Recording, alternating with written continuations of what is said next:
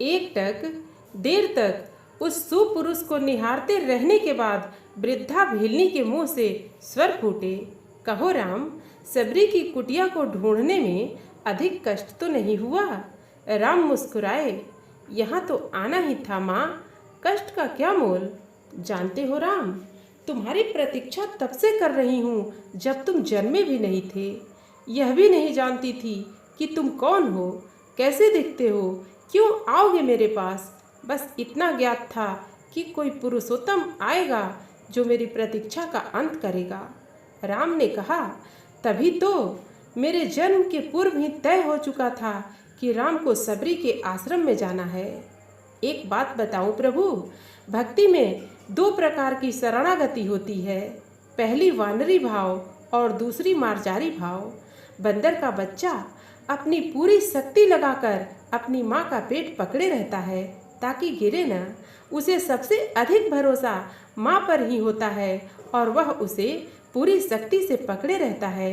यही भक्ति का भाव भी एक भाव है जिसमें भक्त अपने ईश्वर को पूरी शक्ति से पकड़े रहता है, दिन रात उसकी आराधना करता है। पर मैंने यह भाव नहीं अपनाया। मैं तो उस बिल्ली के बच्चे की भांति थी जो अपनी माँ को पकड़ता ही नहीं, बल्कि निश्चिंत बैठा रहता है कि माँ है न, वह स्वयं ही मेरी रक्षा करेगी। और माँ सचमुच उसे अपने मुंह में टांग कर घूमती है। मैं भी निश्चिंत थी कि तुम आओगे ही, तुम्हें क्या पकड़ना। राम मुस्कुरा कर रह गए। भीलनी ने पुनः कहा, सोच रही हूँ बुराई में भी तनिक अच्छाई छिपी होती है ना। कहाँ सुदूर उत्तर के तुम, कहाँ घोर दक्षिण में मैं, तुम प्रतिष्ठित रघुकुल के भविष्य, मैं वन की भीलनी। यदि रावण का अंत नहीं करना होता तो तुम कहाँ से आते। राम गंभीर होते हुए बोले, भ्रम में न पड़ो माँ, राम क्या रावण का वध करने आया है। रावण का वध तो लक्ष्मण अपने पैर से वाण चलाकर भी कर सकता है। राम हजारों कोस चलकर इस गहन वन में आया है तो केवल तुमसे मिलने आया है माँ, ताकि सहस्त्रों वर्षों के बाद भी जब कोई भारत के अस्तित्व पर प्रश्न खड़ा करे तो इतिहास चिल्लाकर उत्तर दे कि इस राष्ट्र को क्षत्रिय राम और उसकी भीलनी माँ ने मिलकर गढ़ा था। जब कोई भारत की परंपराओं पर उंगली उठाए तो काल उसका गला पकड़कर कहे कि नहीं, यह एकमात्र ऐसी सभ्यता है जहाँ एक राजपुत्र वन में प्रतीक्षा करती एक वनवासिनी से भेंट करने के लिए 14 वर्ष का वनवास स्वीकार करता है।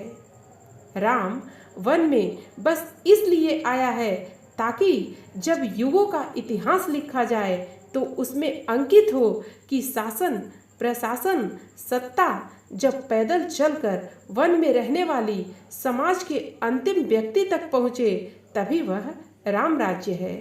राम वन में इसलिए आया है ताकि भविष्य स्मरण रखे कि प्रतीक्षाएं अवश्य पूरी होती हैं।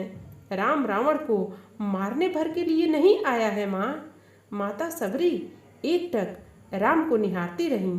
राम ने फिर कहा, राम की वन यात्रा रावण युद्ध के लिए नहीं है माता। राम की यात्रा प्रारंभ हुई है भविष्य के आदर्श की स्थापना के लिए। राम निकला है ताकि विश्व को संदेश दे सके कि माँ की अवांछनीय इच्छाओं को भी पूरा करना ही राम होना है। राम निकला है कि ताकि भारत विश्व को सीख दे सके कि किसी सीता के अपमान का दंड असभ्य रावण के पूरे साम्राज्य के विध्वंस से पूरा होता है। राम आया है ताकि विश्व को बता सके कि अन्याय और आतंक का अंत करना ही धर्म है। राम आया है ताकि भारत विश्व को सदैव के लिए सीख दे सके कि विदेश में बैठे शत्रु की संपत्ति के लिए आवश्यक है कि पहले देश में बैठी उसकी समर्थक शूर्पणखाओं की नाक काटी जाए और खरदूषणों का घमंड तोड़ा जाए।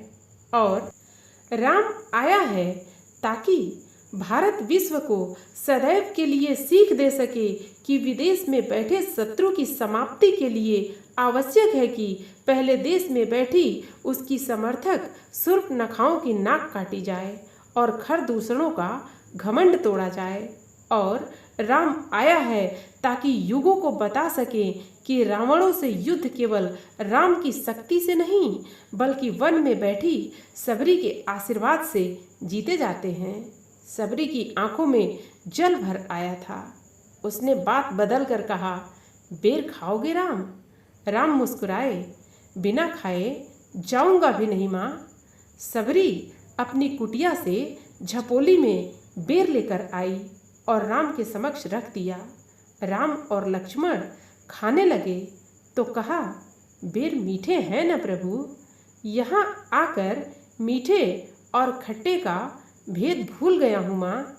बस इतना समझ रहा हूँ कि यही अमृत है। सबरी मुस्कुराई, बोली, सचमुच तुम मर्यादा पुरुषोत्तम हो राम। अखंड भारत राष्ट्र के महानायक मर्यादा पुरुषोत्तम भगवान श्री राम को बारंबार सादर वंदन। हम जानते हैं मित्रों, शेयर किए बिना रह नहीं पाओगे। जय सिया राम।